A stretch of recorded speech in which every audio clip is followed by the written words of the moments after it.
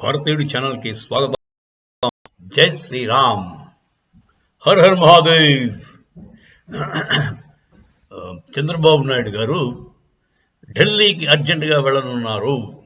అక్కడి నుంచి పిలుపు వచ్చిందంట. అంటే మొన్నటిదాకా ఏమనుకున్నాం, బీజేపీ సొంతంగా వెళ్తుంది, వాళ్ళు ఎవరితో పొత్తు పెట్టుకోరు అని అనుకున్నాం కదా. ఇప్పుడు మరి ఏం జరిగిందో, బీజేపీ వాళ్ళు రమ్మన్నారట.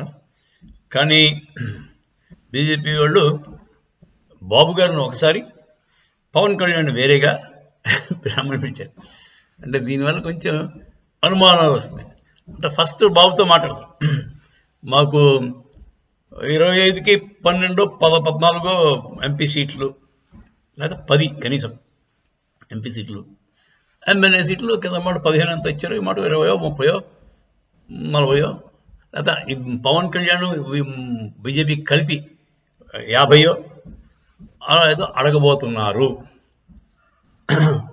అది ఒప్పుకుంటే ముందుకు సాగుతారు, లేకపోతే పవన్ కళ్యాణ్ వెనక్కి నెక్స్ట్ పిలుస్తున్నారు, నువ్వు కూడా బయటకు వచ్చాయి, నీకు 50 మాకు 50 అని చెప్పబోతున్నారు.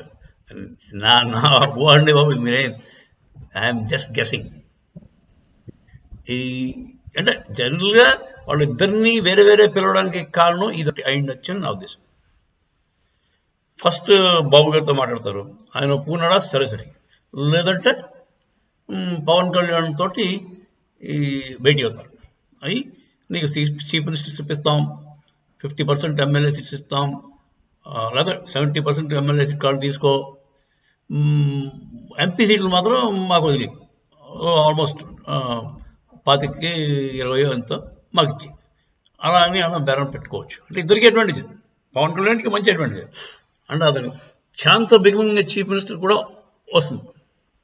ఇది అక్కడ ప్రస్తుతానికి అయితే ఏం లేదు, 1 year కూడా ఇవ్వని అన్నట్టే ఉన్నాడు అతను బాబు గారు. సో ఇదండి.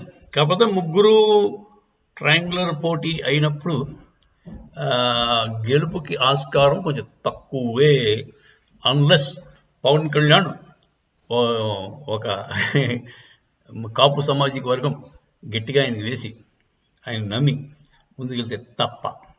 అంటే Pawan Kalyan plus BJP combination గెలవడానికి అవకాశం అదండి.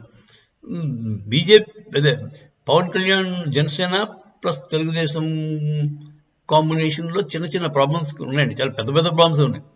ఎందుకంటే ఈ కాపు సామాజిక వర్గానికి, కమ్మ సామాజిక వర్గానికి కొంచెం వాళ్ళ ఇద్దరికి రిఫ్ట్ ఉంది. ఈ తక్కువ సీట్లు ఇస్తే కాపులు టీడీపీకి, అంటే టీడీపీ సెపరేట్గా ఉన్న సీట్స్లో ఓడేరు. ఎక్కువ సీట్లు ఇస్తే టీడీపీ కార్యకర్తలు జనసేన ఓడేరు. సో ఎలా లేదన్నా మొత్తం కాంబినేషన్ మన కూటమి దెబ్బతింటుంది.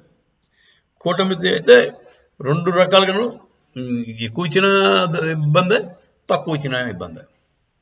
మరి ఏం జరుగుతుందో మనం వెండి తెరపై చూడవలసిన అవసరం, మనం ఎవడో గెస్ట్ చేయలేం. ఏం జరుగుతుందో ఎలక్షన్ అయ్యాక చెప్పాలి అంతే. అదండి, బాబు గారు అర్జెంటుగా ఢిల్లీ వెళ్ళి బీజేపీ నాయకులతో భేటీ అవ్వడానికి వెళ్తున్నారు. జై శ్రీరామ్, హర హర మహాదేవ్.